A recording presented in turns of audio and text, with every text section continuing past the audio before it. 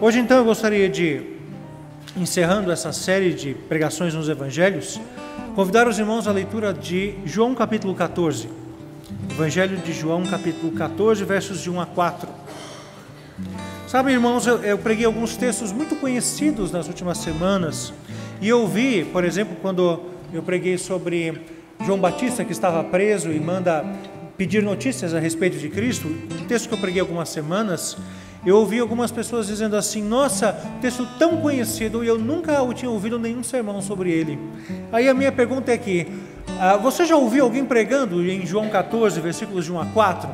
Geralmente a gente ouve esses textos sendo explicados rapidamente no ofício fúnebre ou algum outro lugar, mas uma pregação, você já ouviu? Bem, vamos lá então. João 14, versículos de 1 a 4 diz assim: não se perturbe o coração de vocês. Creiam em Deus, creiam também em mim. Na casa de meu pai há muitos aposentos. Se não fosse assim, eu lhes teria dito: vou preparar-lhes lugar. E se eu for e lhes preparar lugar, voltarei e os levarei para mim, para que vocês estejam onde eu estiver. Vocês conhecem o caminho para onde eu vou.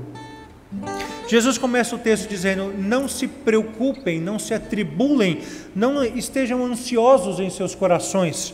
E esse tema ansiedade é o tema de todo o culto e o tema também da nossa mensagem. E eu gostaria de já começar perguntando: a ansiedade é um sentimento legítimo para nós? O que vocês acham? Por exemplo, assim, você como cristão poderia dizer assim: olha, eu estou tão ansioso.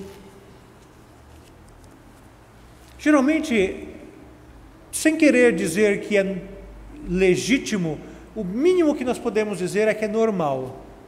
Sem ser legítimo, é normal. Ou seja, não deveria existir, mas existe a ansiedade.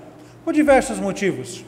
Por exemplo, talvez essa semana você vai fazer uma entrevista de emprego e esse assunto não sai da sua cabeça. Ou então nessa semana você vai fazer um exame médico, uma biópsia do que quer que seja, um exame, uma ressonância, uma ultrassonografia.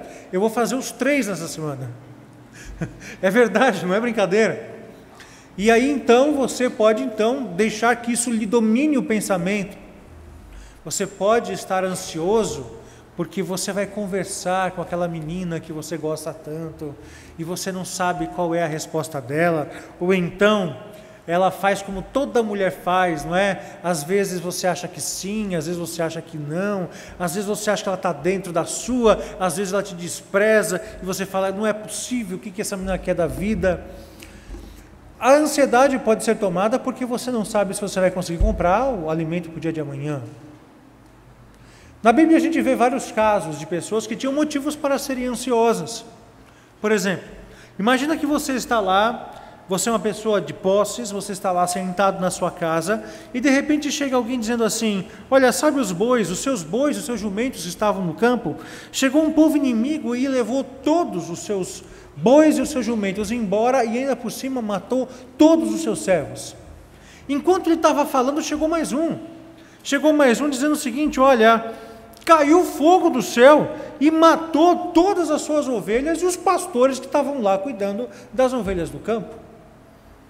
E ele ainda nem tinha acabado de falar, entrou mais um, dizendo que, olha, um outro povo inimigo, os caldeus, atacaram em bando e levaram todos os camelos embora e mataram todos os tratadores dos camelos que você tinha. E o pior de tudo ainda estava por vir, que chegou mais um e disse o seguinte: seus filhos estavam todos reunidos, celebrando numa mesma casa, quando veio um vento do deserto, abalou a casa, despedaçou tudo, desabou a casa e morreram todos os teus filhos de uma vez só. Esse homem tinha motivo para ficar ansioso, não tinha? Bom, agora você vai poder comparar qual é a sua reação diante da ansiedade e você vai me dizer qual foi a reação desse homem diante da ansiedade. A sua eu não sei qual é, mas desse homem chamado Jó, diz a Bíblia, Jó, ouvindo essas coisas, levantou-se, rasgou o manto, raspou a cabeça, prostrou-se com o rosto em terra, em adoração, e disse: saí nu do ventre da minha mãe, e nu partirei. O Senhor o deu, o Senhor o levou, louvado seja o nome do Senhor. Por que será que Jó perdeu muito mais coisas do que eu e você perdemos?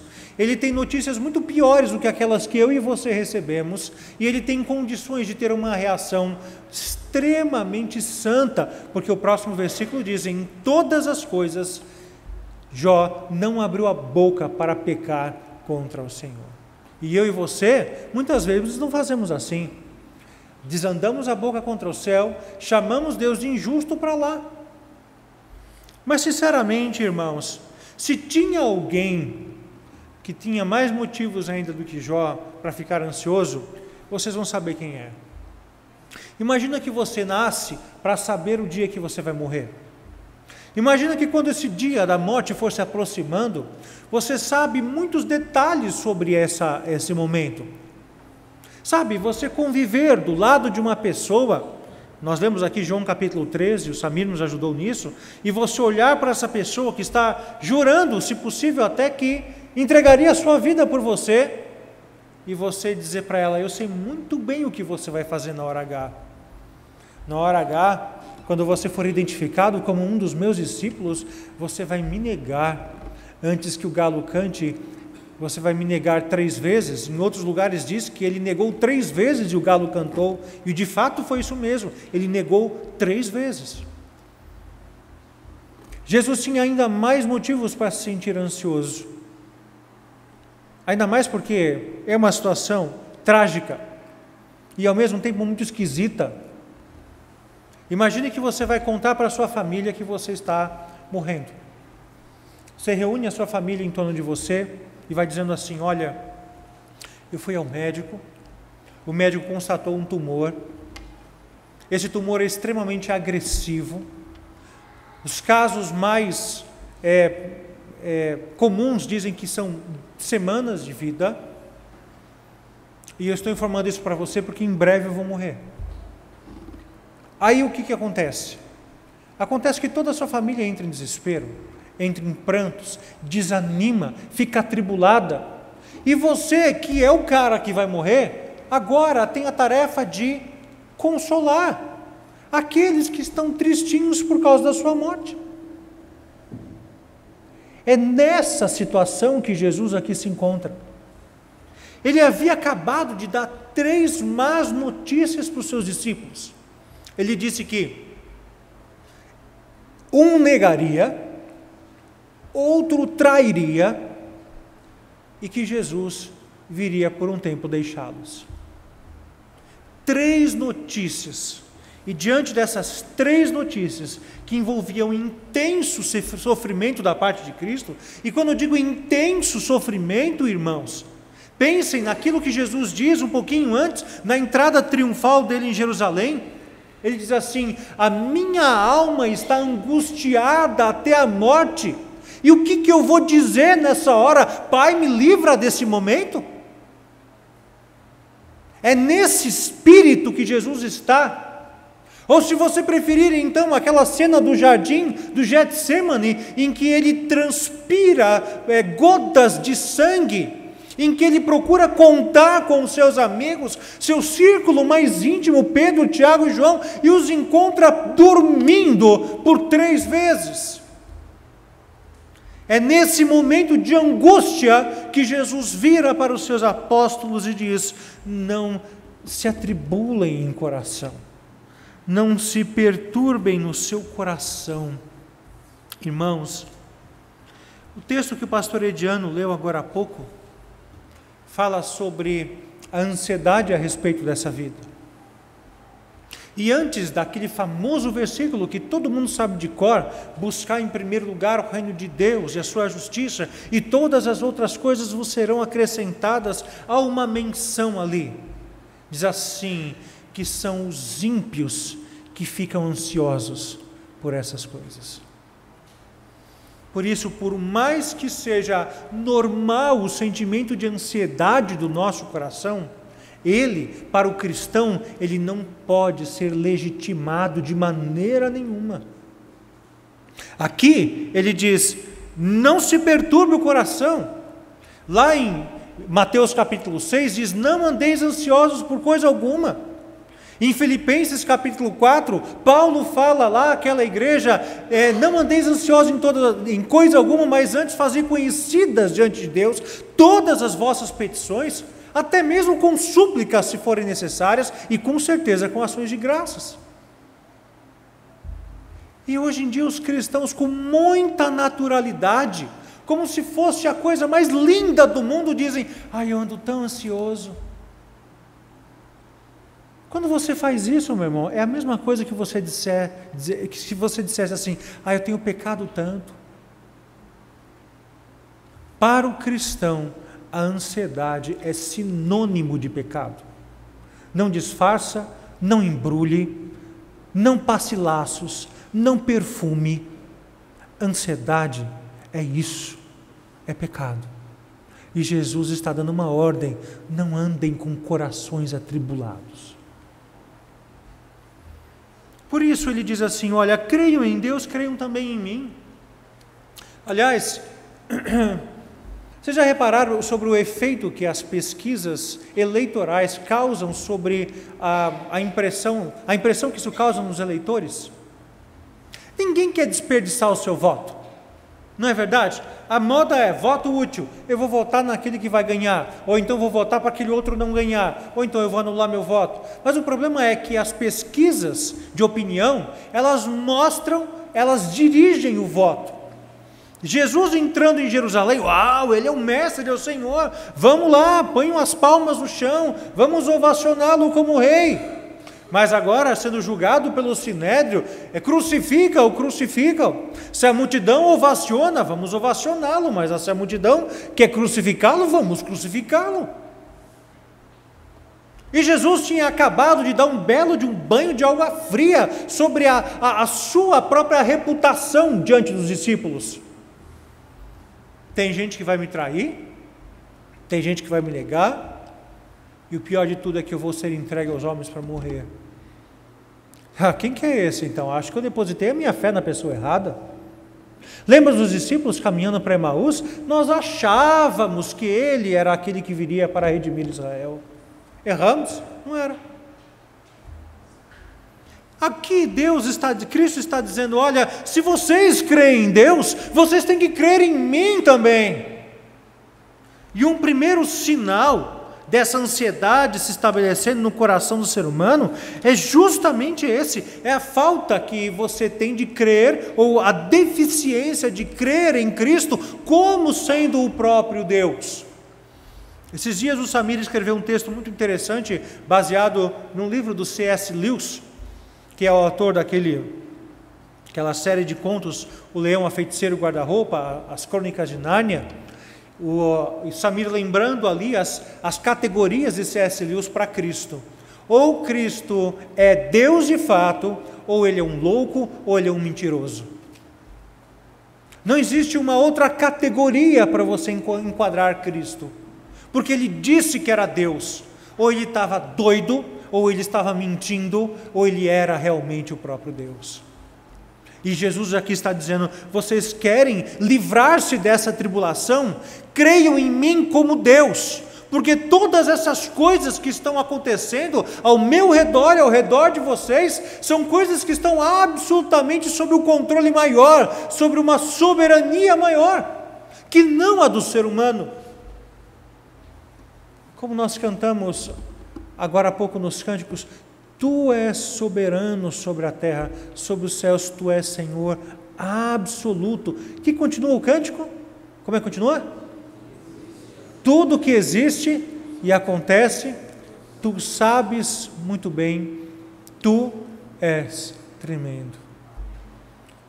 Já pensaram, irmãos, você olhar as condições à sua volta, as dificuldades pelas quais você passa, e você entender: não, Cristo está comigo, a palavra diz isso, eu estou convosco todos os dias até a consumação dos séculos.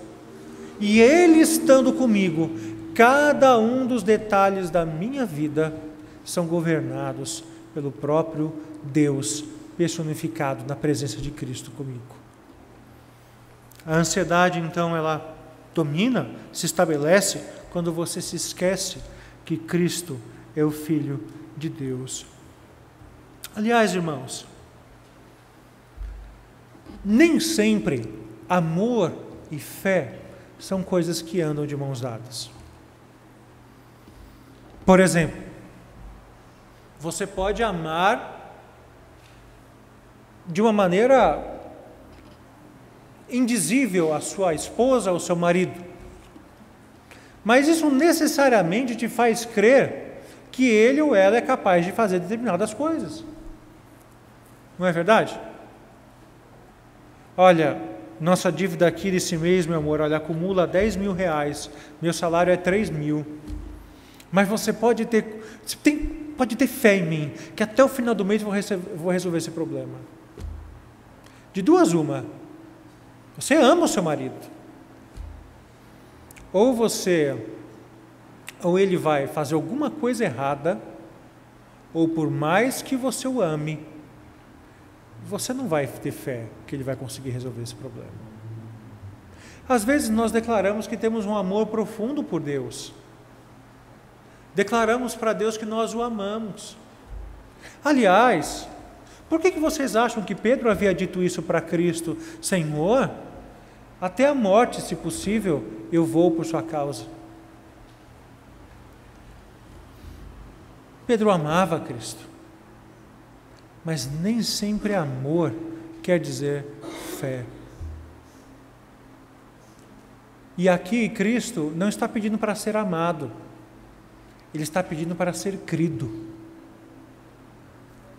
No nosso relacionamento com Deus, fé é mais importante do que amor. Sabe por quê?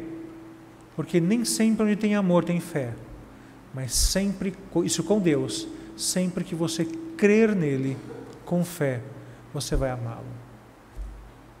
Por isso que Deus pede fé incondicional da nossa parte.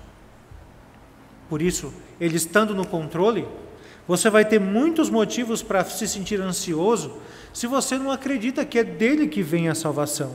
E Ele diz: creiam em mim também, porque na casa do meu Pai há muitas moradas e sou eu que vou preparar lugar. É Ele que nos dá a condição da salvação. A despeito da negação de Pedro, a despeito da traição de Judas, a despeito da ausência física causada pela morte, Jesus tinha o controle sobre a situação, e aquilo que poderia apresentar tristeza, na verdade era o caminho pelo qual nós viríamos a ser salvos. Aliás, irmãos, tem coisas que, se você lê as conversas de Jesus com os discípulos, até mais, se você ler as profecias sobre Cristo no Antigo Testamento, você não consegue ter uma compreensão exata a respeito das coisas que viriam acontecer com Cristo. Cristo, quando fala da sua morte, Ele não deixa muito bem explicado. Não era a intenção dele que entendêssemos de maneira absoluta o que viria a acontecer. O próprio Antigo Testamento não tinha também essa intenção. Às vezes prefigurava Cristo como o cordeiro que viria a ser morto, mas na maioria das vezes como um rei que viria a governar. Aliás, era o que os judeus preferiam ouvir e ter em mente.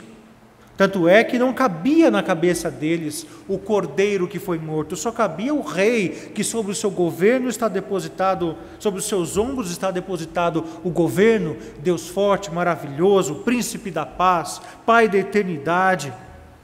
A despeito de nós não sabermos todos os planos de Deus e tudo o que vai acontecer com a nossa vida, nós temos que saber, é em Cristo que nós temos a nossa salvação. Mesmo que nós não saibamos todas as circunstâncias, saibamos de todos os seus planos, no final Ele tem o melhor para nós. Quando Paulo escreve aos Romanos, ele diz de maneira muito clara: olha, irmãos, todas as coisas cooperam para o bem daqueles que amam a Deus. daqueles que são chamados segundo o seu propósito. Mas eu vou mais além, queridos. Você vai se sentir ainda muito aflito, muito angustiado, muito ansioso, se você deseja mais essa vida do que a vida eterna. Se você deseja mais a vida terrena do que morar com Cristo, que é incomparavelmente melhor. A situação dos seres humanos sem Cristo é de total separação. Sem Jesus, sem a morte de Cristo, não haveria como Deus e ser humano se relacionarem. Você tem compreensão disso? É Cristo que constrói a ponte, e essa ponte é construída pela sua morte, a partir da sua morte, e depois ressurreição e ascensão aos céus. Agora olha que interessante, qual era a grande tristeza dos apóstolos? Estar longe de Cristo. E para que Cristo estaria longe nos próximos dias? Para aproximá-los do Pai. Perceberam a aparente contradição? Jesus se afastaria deles pela morte para aproximá-los definitivamente do Pai. Quando ele estava orando, lá em João capítulo 17, Jesus deixa uma coisa muito clara: Pai, a minha vontade é que onde eu estou, estejam também comigo aqueles que me deste. Irmãos, que declaração maravilhosa! Jesus tem um profundo desejo de estar conosco. Já pensaram nisso? O nosso lar não é esse. Gostaria muito que a gente pudesse ter cantado hoje, além das músicas que já cantamos, aquela do Carlos Ceder, longe posso, lá estarei, né? Longe posso avistar. Essa semana eu vi uma história muito interessante, não sei quem leu também, de um casal de missionários que deu 40 anos da sua vida evangelizando no interior da China.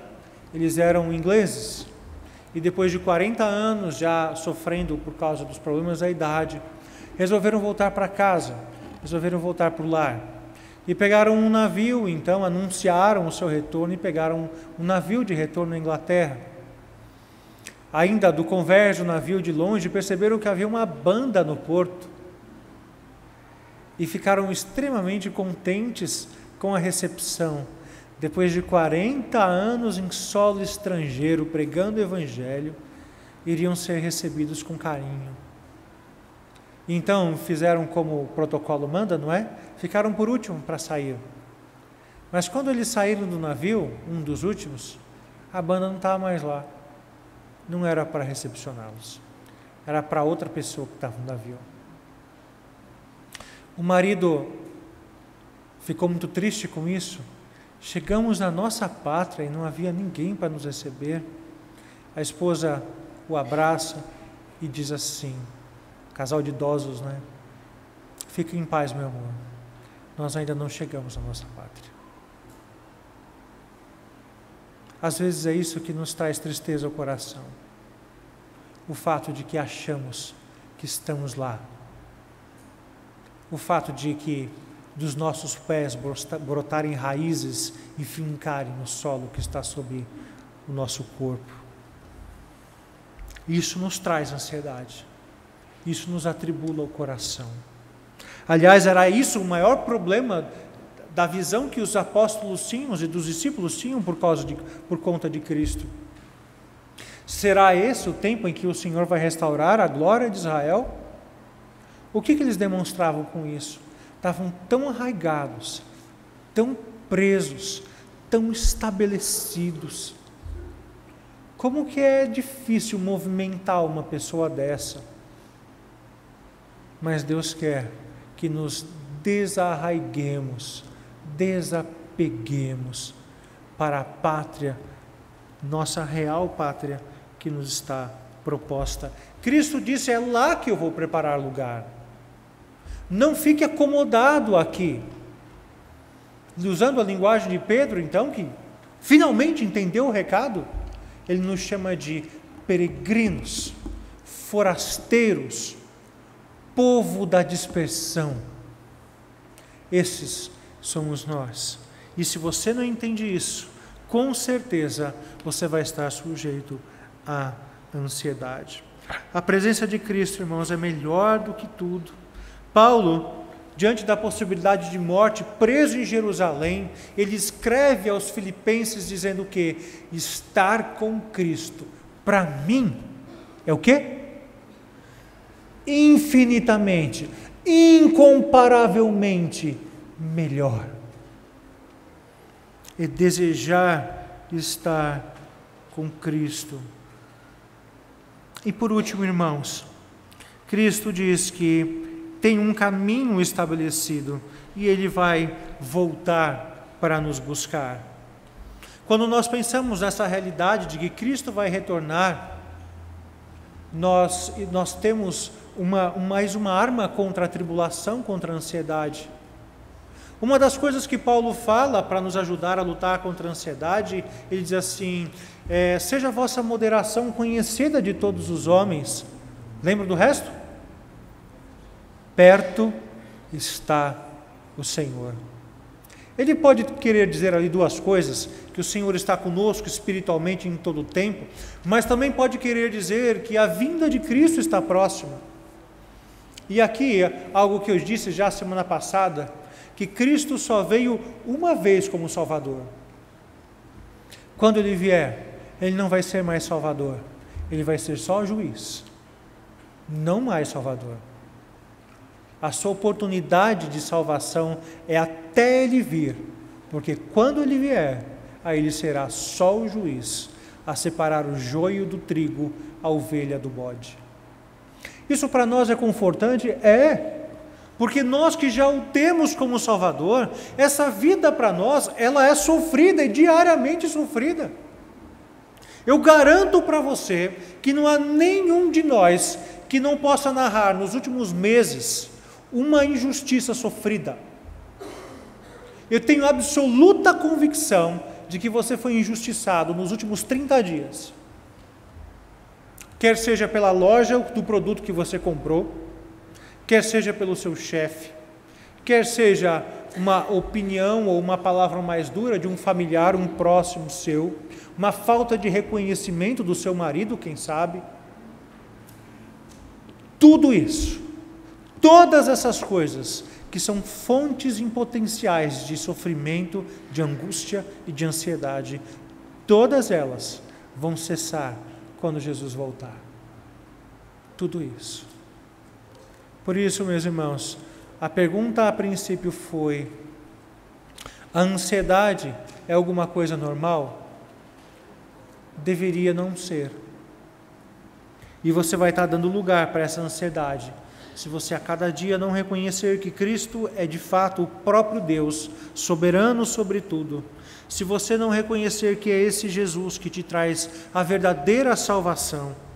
Se você não amar mais o presente que Ele te dá, que é a vida eterna, do que as migalhas que esse mundo te expõe. Se você não desejar a presença de Cristo mais do que qualquer coisa, e se você não espera ser resgatado, não vive com essa expectativa, você tem todos os argumentos para se sentir ansioso. Você tem todas as fórmulas, todos os elementos da fórmula que constrói a ansiedade no seu coração. Agora, o mínimo que você pode fazer é parar de falar que está ansioso com boca cheia. É o mínimo que você podia fazer. Parar de olhar para a ansiedade de uma maneira mundana, como se fosse moda. Estar ansioso e necessitar desesperadamente de ajuda para se livrar de um problema psicológico. O mínimo que você poderia fazer é identificar que há muito disso que te leva à ansiedade, que não tem outro nome a não ser pecado, contra o qual nós temos que incessantemente lutar. Deus espera isso de nós. Sabe por quê? Porque Deus te quer feliz. Deus te quer satisfeito. Deus te quer em paz. Deus te quer no melhor da sua potencialidade. E a ansiedade não vai deixar isso acontecer. Que tal se hoje ouvirmos não só o consolo, mas a ordem: não se turbe o vosso coração, e hoje resolvemos obedecê-lo. Vamos fazer esse pacto com Deus, confessar a nossa ansiedade e tentar nos desfazer dessa química que nos leva a ela.